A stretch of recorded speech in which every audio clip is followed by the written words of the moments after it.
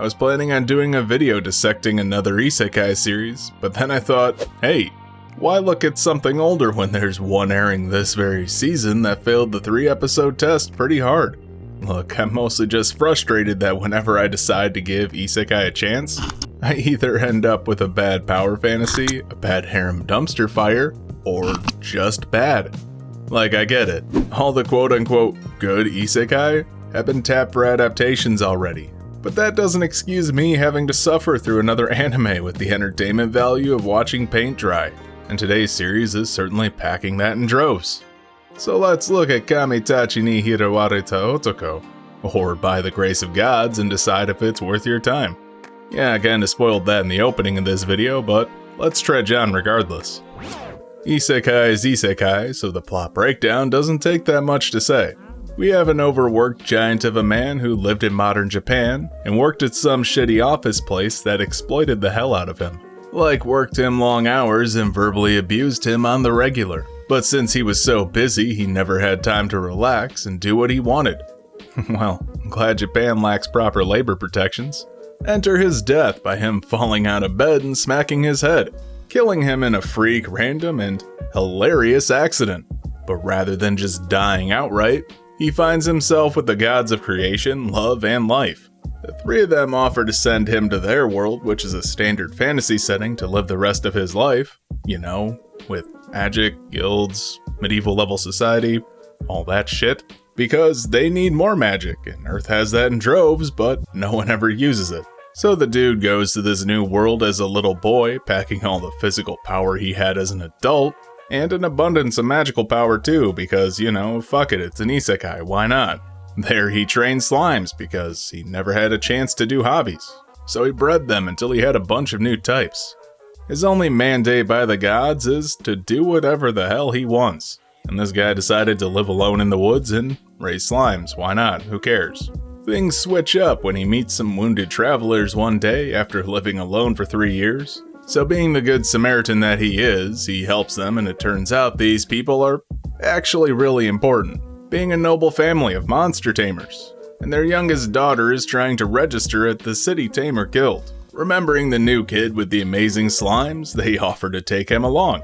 And if he could help their daughter tame a slime along the way, that'd be super cool too, right?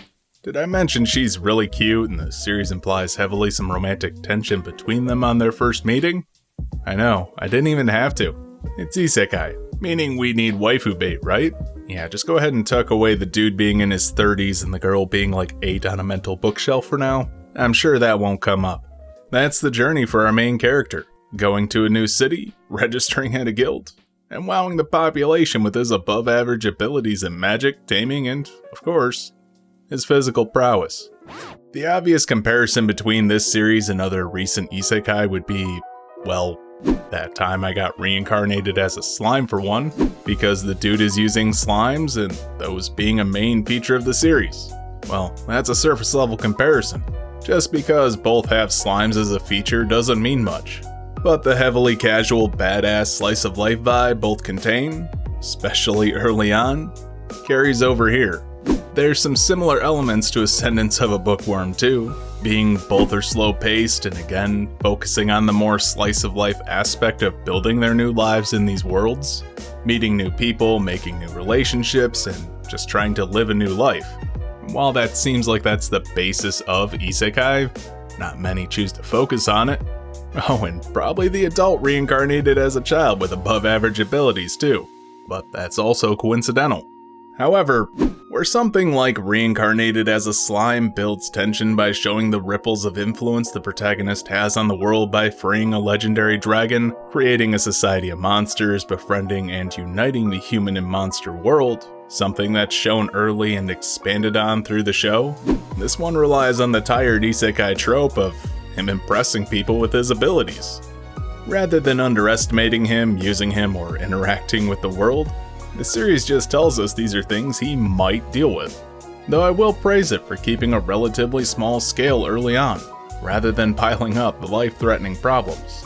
And that's the same for Bookworm, where the series spent episodes building its character and world, instead of just telling us who she was, where she is, and the faux pas she does. But the route this goes is just flat out telling the audience everything. instead of letting us see it happen. It probably doesn't help that the rest of the cast wear their thoughts on their sleeves, ready to say exactly what they're thinking at the drop of a hat. And that robs the series of a lot of intrigue it could have by letting the characters explore the world organically. Sure, he wouldn't have his waifu bait, but is there any reason she couldn't have been out with her guards trying to tame a monster? You know, like she wanted to at the start? But we're introduced to her through her father, whose man he saved? Why introduce us to her father first? Why not go with something like he saves her, helps her guard recover, but he's still passed out, and he gets her to the outskirts of the town with a wagon he built or something? Why not later on give him a reason to go into town, like for some supplies? And there he meets her at the guild, she drags him to her father, and he's like, "Oh, that forest boy you told me about is real?" Maybe he ends up doing some jobs for the family to actually build their trust. You end up in the same place, just with a bit more organic connection between the cast. Hell, maybe even add some conflict where the dad doesn't trust the boy because he doesn't know if he tricked his daughter to gain her favor. What's that thing this series is missing? Oh, right, a plot. But no, let's instead introduce an orb of infinite bullshit they just so happen to be carrying. That tells you if someone who touches it is a bad person, their skills, and other incredibly useful information, anything that can be used to just, shoot the basics of narrative structure in the foot. Though the rest of the cast feel generically good and nice, at least the main character comes off as a bit deeper as the show goes on, dealing with his trauma of exploitation in his old life and fighting injustices for that reason. So, there's something. For animation, don't get too excited, this series leaves those watching still wanting. While it looks presentable at a glance, there's not a ton of actual movement or style. The line work and coloring is just basic, and there's nothing wrong with that, but when it's put into motion, there's a glaring flaw. Facial expressions rarely change from dead-eyed grins to sudden mild shock, camera angles rarely varying from wide to see everything, coincidentally allowing multiple animators to work on a single part in less detail, a nice trick to cut corners when you're trying to save money, to extreme close-ups where we see people's faces, so we know they're the ones talking. I honestly don't care if an anime like this uses CG, probably because I expect it at this point, but it's sad when it's some of the better looking stuff in the series, probably because it isn't as stilted and has some bounce to it, giving me visual variety. But what else do you expect from Maho Films, the same studio who worked on Demon Daughter? I had pretty much the same complaints about that series, that it looked okay in stills, but the movements weren't great. That tells me that the character designers and artists are decent, but the animation staff is what's holding them back. So is Kamitachi ni Hirowareta Otoko worth a watch? I'll probably catch some shit for this, but there's better isekai out there. Like, rewatch Ascendance of a Bookworm, or that time I got reincarnated as a slime again. The animation isn't great, the characters are shallow, one-note husks painted nicely to look interesting, and I found it hard to get invested in this series at all. In short, no. But if you're really looking for more slice-of-life isekai stuff and need something new, I guess give this a watch. Hey, you made it to the end of the video. Don't forget to like, comment, subscribe, share, and do all the other YouTube stuff to help the channel grow. You can also join my Discord and hang out with me and stuff, Link down in the description for that. And while you're down there, check out the link to my Patreon. There you can pick up some extra perks. Thanks for watching.